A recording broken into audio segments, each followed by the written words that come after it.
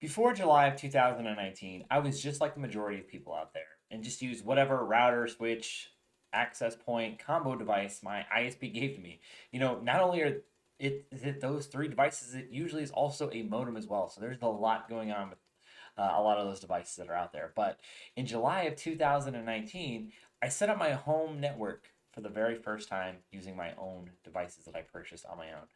I remember agonizing over this decision for days and getting crazy annoying in all of the subreddits, driving people crazy with all the new questions and stuff like that. But I'm really glad that I did it because I was able to put together all the devices that I have today. Um, and all the devices that I bought in 2019, they're all still in use today. The fact that I've had these for more than 5 years at this point, it got me wondering: is all of this equipment still supported? Honestly, I have no idea. Let's find out together. This is B from Tay Talk Tech, and today I'm going to find out if my Ubiquiti equipment is end of life and how you can do the same for yours. But before I do that, I have a favor to ask. If you like this type of video and want to see more content like it, make sure to subscribe and hit the bell button for notifications. Also, don't forget to give this video a like if you like it. Let me know what you liked, didn't like, or if you have any comments, questions, concerns, or emotional outbursts down in the comments below. And lastly, make sure to stick around all the way to the end of this video to get the most out of it. Let's do this thing. All right, so I do want to start off by saying that I'm not having any issues with my current devices, and I have not had any issues that did involve me messing something up myself. Now, I do want to also kind of just clarify that I haven't used these devices consistently since 2019. So I used them from 2019 to 2021. So probably about a two. I bought them in July of 2019, and then I moved in November of 2021. And actually, at that time, I was my old place was really small, so I got one of those Dream Machines, like just kind of the base ones, um, you know, the non-professional versions, and I used that from November 2021 to probably sometime in 2023. It was sometime last year that I just like that thing just didn't last very long. It's not very durable. So you drop it a few times, you're gonna start having problems with it. And that's what happened to mine. So I ended up actually just pulling all this stuff out of storage. I would kept it for a rainy day or maybe waiting to give it to somebody else. And I'm glad I still had that stuff around because it made a big difference. I was able to keep my network up and running. Now it wasn't the newest equipment, and I knew that. And then I kind of started thinking at that point that yeah, I'm probably going to upgrade at some point in time, but that time is now. So that's why I wanted to make this video because I was really just curious as I'm getting these new devices, are these old ones still supported? Can I still keep using them, in my own home network? So, but before we get into like how you can check on if your Ubiquiti devices are supported still, let's actually talk about what I mean when I'm saying um, by something being supported. So when I'm referring to a device being supported or not, I define that as a device that's still receiving updates from the manufacturer. So in my particular case, that's going to be Ubiquiti. If a device is no longer receiving updates from the manufacturer, in my opinion, it's going to be considered not supported, or what you'll also hear us say is end of life or EOL. And I do hear some people out there saying, my devices work fine, why should I update them? Well, one of the biggest reasons you'd want to update them is because of security. If a vulnerability is found, they are not going to patch it. Now, sometimes, even on some legacy equipment, if there's still a high number of users out there, especially like the corporate world and stuff like that, data center world, they may actually roll out a one-off fix for an older legacy device, but that's not always going to be the case. So you don't know if you're actually going to get that. Now, you're also going to be losing out on optimizations that could help improve performance of your device, in the overall network and things like that. So, a lot of times when devices first come out, especially electronic devices, there's bugs and stuff like that. So, they'll be releasing those optimizations, and over time, they're going to slow those down, and then eventually, once it becomes end of life, they're going to discontinue giving you updates. So, being end of life does not mean that a device is no longer useful. Businesses run unsupported devices and systems all the time. What they usually do is add controls to protect those devices.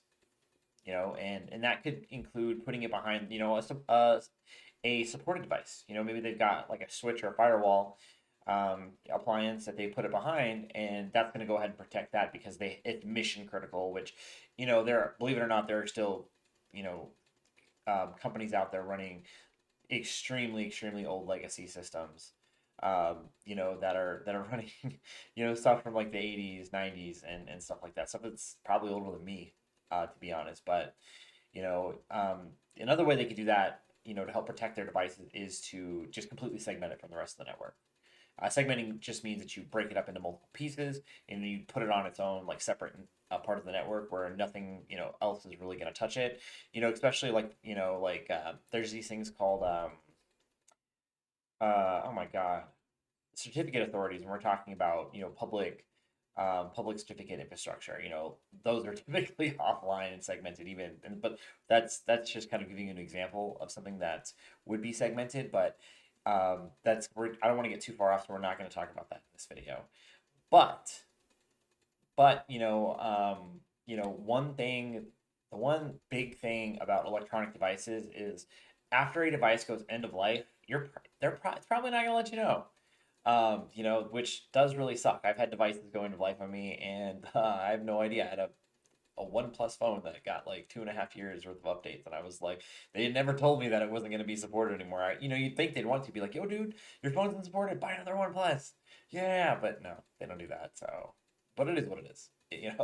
That's how it goes. I'm not going to sit here and throw a fit over it, but yeah. So let's go ahead and start getting into my network and if these devices are supported. So um, let's go ahead and I'm just going to go ahead and bring up a topology. Now, right now, I'm going to be updating this network. Right now, I've added a bunch of like some Apple smart home devices, and my network's pretty flat. And what I mean by my network is pretty flat is if you see the AP, all of these devices are in the same subnet. They're all in the same one. So, that's one thing that I do plan on fixing over time is going to go ahead and segment some of this stuff into their own networks, just so I can go ahead and make sure, especially with this printer. I don't like that printer being here, but right now it is what it is. But yeah, we can see here that I've got my primary gateway. This primary gateway is I think it's like what's called a universal security gateway, or I'm sorry, unified security gateway. It's currently running firmware 4.4.57. I've got my primary switch here, which is currently a US 8-60W. It's running firmware 7.1.26. It's actually a PoE switch. Gives me up to 60 watts, which is pretty good. I've never had any issues with any devices. I've run like Raspberry Pis off of there. I've run my access point off of there. I think I even have a thing to charge over power and Ethernet for like a phone. I don't know if I'd be doing that though, because that might, depending on the configurations and stuff, it could suck back a lot of juice and take it away from other stuff. But and then I've got this small switch as well. The small switch as well is it's a dumb switch, just just a forwarder, just that I use because I have the server that I'm setting up. That's going to be all changed around once I actually get that stuff up. And I do plan on making videos about this, just take you along on the journey, so you can kind of see what I'm doing. And then also look for yourself, maybe, whether you want to try to copy my approach or kind of use it as inspiration of what to do or what you don't like to do. That's what these videos are for, is really to kind of help you in any capacity that I can. And then we also got the Wi-Fi access point, which is it's an AP. Hold on, I can tell you. I can tell you right now. I think it's this one. Yeah, it's the UAP-AC-LR. And we're going to talk more about this here in just a few minutes, but yeah, that's my AP right there. And the LR stands for long range. I like to be able to get a little bit further because the place that I was at prior to my last apartment was pretty big. I was like 700 and something square feet. I don't remember exactly how much, but this place that I'm in right now is like 1,066 or 76, something kind of like that. I can't remember. I think I might have said it in one of the previous videos. I can't remember, but yeah, it's pretty good size. So I wanted to be able to kind of make sure I can get all the locations within the house. I'm actually going to be once I get the new access point, because this one's only Wi-Fi 5, which is AC, which does support 2.4 and 2.5, but it doesn't have more modern technology. So eventually, I'm going to be installing the Wi-Fi 6 one, and hopefully that'll give me a little bit better coverage as I'm going through here. It's also a long range one. If that's not If that doesn't work the way I want it to, then what I'm going to do is I'm actually going to buy a repeater from Ubiquiti to go ahead and kind of rebroadcast that system, because eventually I'm going to put a one, possibly two separate Ubiquiti doorbell cams, because I have two. I kind of have two doors, two front doors. Yeah, like one of them is technically, I guess, a back patio door, but it's really not really a back door. It's kind of also an entrance. Yeah, it's kind of confusing. We're not going to get into that, but yeah. So this is the network. These are all those devices. Lots of stuff. You can see all the stuff that I got here. And if you want to chastise me in the comments, go right ahead. I know it's stupid, but I will get it updated eventually. So thank you. All right. So this gateway right here. Let's talk about that first. So this is that device right here. So, I don't remember exactly when this device came out, but it was from if you look here at this document that just kind of goes over, this device. And there's also a pro version. It has a pro version here as well. This is kind of the same. Just this is what would have probably been inside the box. I can't remember what came inside the box of mine, to be honest, but it did come with some materials in there and stuff like that. But yeah, this right here would be the device. If we look down here, there's a couple things that kind of give us an idea. It says 2014 to 2017 Ubiquiti networking, and I think it was about 2014 when this one came out, maybe 2015, something like that. If you know, let me know down below. So we can just all know together. But yeah, so like if we look, and you can also tell it's pretty old just based on some of the specs here. It's only consumes 7 watts, but we start looking down here is we've got, it's got gigabit ports, right? So that's great. But gigabits Ethernet's been around for a while, so that's not new. But look at this processor. It's got a dual core, 500 megahertz MIPS 64 with hardware acceleration for packet processing. Yeah, that's a really slow CPU. That is really, really, really slow. Like that's not even gigahertz. That's megahertz. It's millions. Gigahertz is billions. It's got 512 megabytes of DDR2 RAM. That's like late 90s, early 2000s RAM right there. It's got 2 gigabytes of onboard storage. Again, early 2000s vibes right there. Yeah, and hey, it's got wall mounting, so that's great. But again, this is 10 years old. Now, again, now I see you asking me like,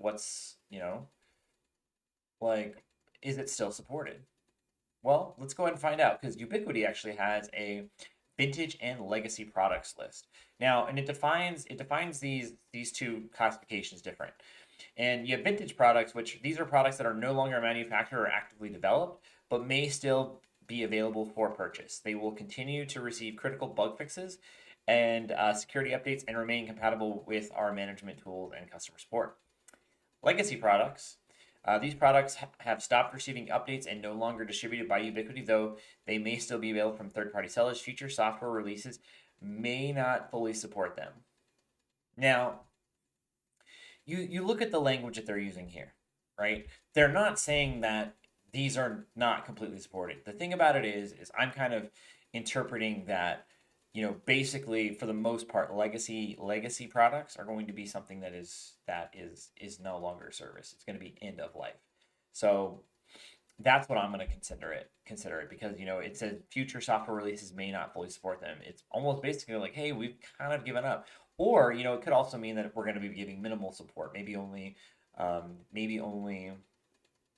like major issues. Now, so when it comes to the devices that I have, so one thing you'll notice here is if the only AP on here is this one right here. But if you notice, it just says UAP-LR, which is a long range one. But then, because this one probably not Wi-Fi, it's probably not Wi-Fi 5.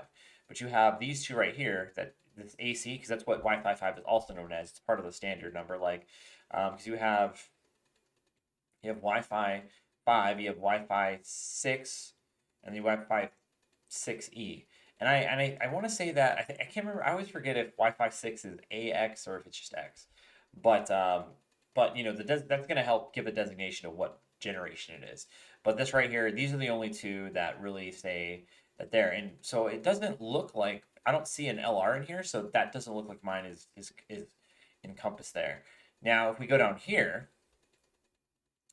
Ooh, that is my gateway right here. And if you're not familiar, the gateway is basically just the router that sits at the edge of the network. It's basically what's going to help protect your network from outside threats. It's also going to help route.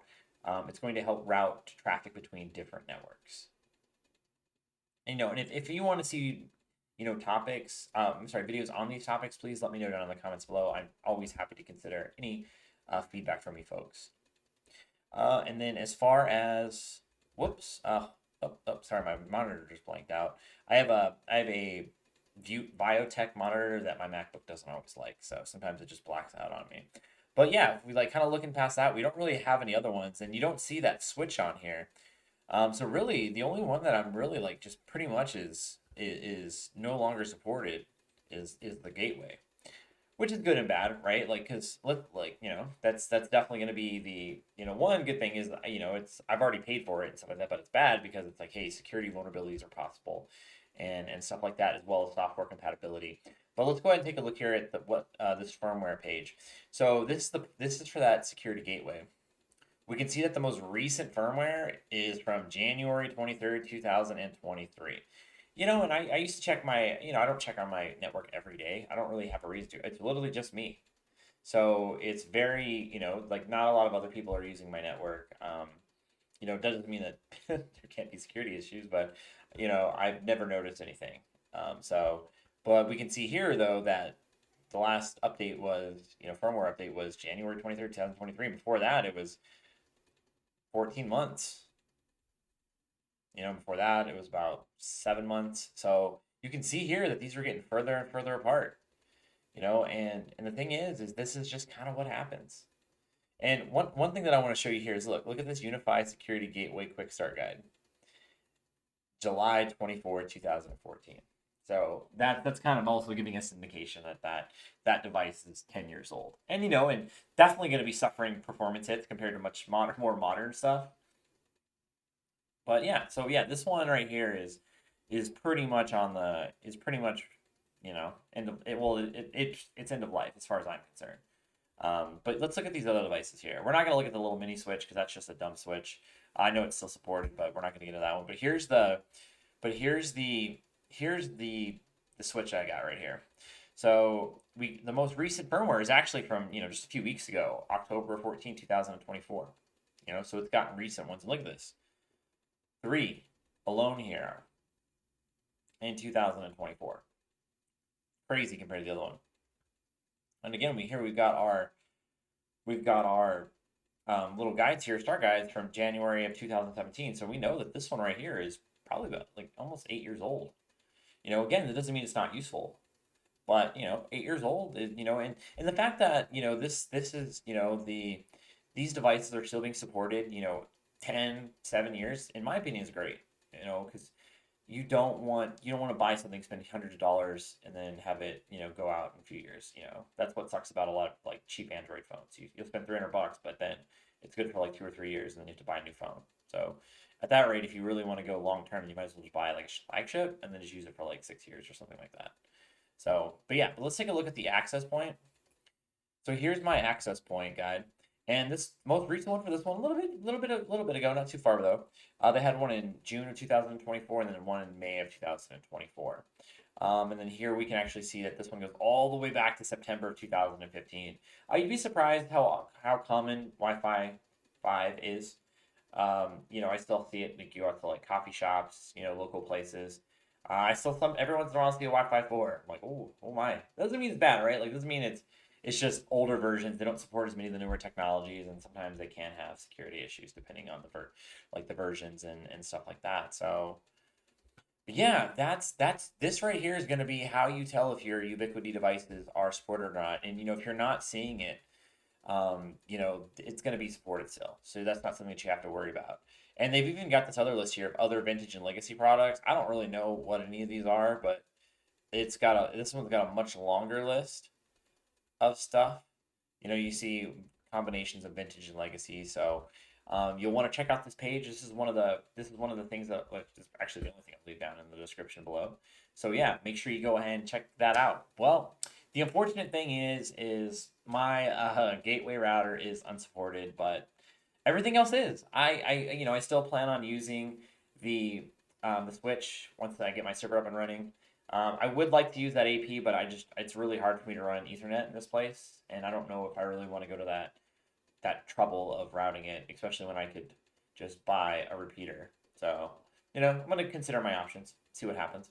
Yeah, so I do plan on doing some videos of me upgrading my setup as far as my networking goes in my home and that server. Eventually, it's gonna take some time, so um, just be patient with me. But if you wanted to catch all that content, just make sure you're subscribed and you've hit that notification bell so you don't miss them. And make sure to check out this other video from my channel. It's going to be popping up here in just a second. Remember, mistakes make you better, so keep on making them. Thank you so much for watching my video and have the greatest of days.